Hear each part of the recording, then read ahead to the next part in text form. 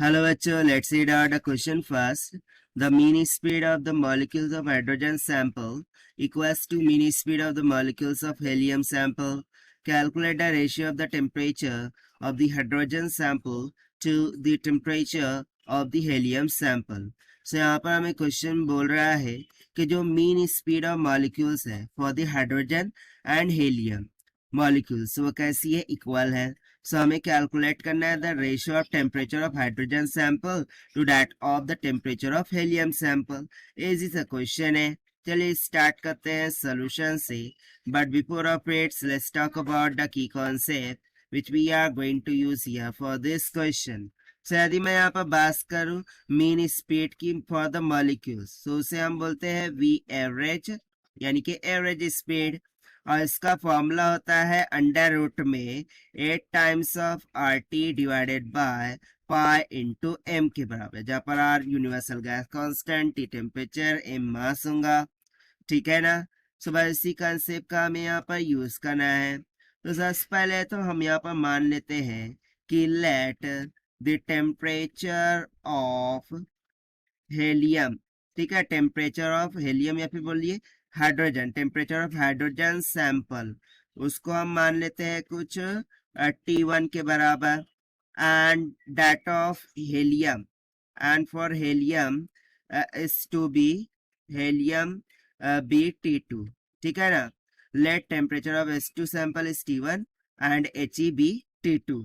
सो यहाँ से देखिए सबसे पहले मैं डिफाइन करूंगा मास ऑफ हाइड्रोजन को. सो वो किसके इक्वल होता है, this is equals to 2 gram which can be written as 2 into 10⁻³ kg के बराबर. सिमिलरली यदि मैं बात करूं मास ऑफ हेलियम की, सो वो क्या होगा, जिसको हम मोलर मास बोलेंगे. ठीक है ना. सो यहाँ पर मोलर मास कितना हो जाएगा, 4 gram. This will be equals to 4 into 10⁻³ kg के बराबर. ठीक है. सो देखिए अकॉर्डिंग टू क्वेश्चन हमें क्या बोल रहा था कि जो मीन स्पीड है, ठीक है, यानी कि v average for the hydrogen is equals to the mean speed of helium के इक्वल है. सो इन दोनों के लिए हम फॉर्मूला यूज करेंगे कंसेप्ट का. सो यहाँ पर हो जाएगा 8 times of R T divided by, but यहाँ पर टेम्परेचर क्या हो जाएगा T1 divided by pi into mass of क्या हो जाएगा, मैं H2 ले लेता हूँ. This will should be equals to under root of 8RT2 divided by pi M HE के. सो अंडर रूट में 8R पाई कैंसिल आउट हो गया. ना स्क्वायरिंग ऑन बोथ साइड हमें क्या मिल जाएगा, हमें मिल जाएगा required ratio that is T1 divided by T2.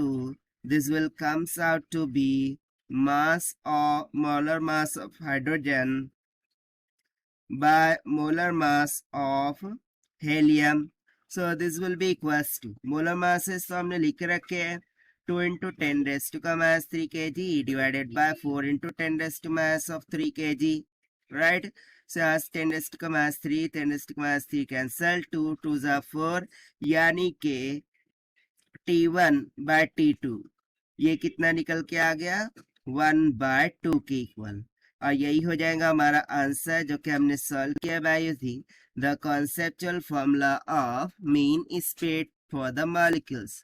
So this is the required solution. I hope you understood well. Best of luck. Thank you.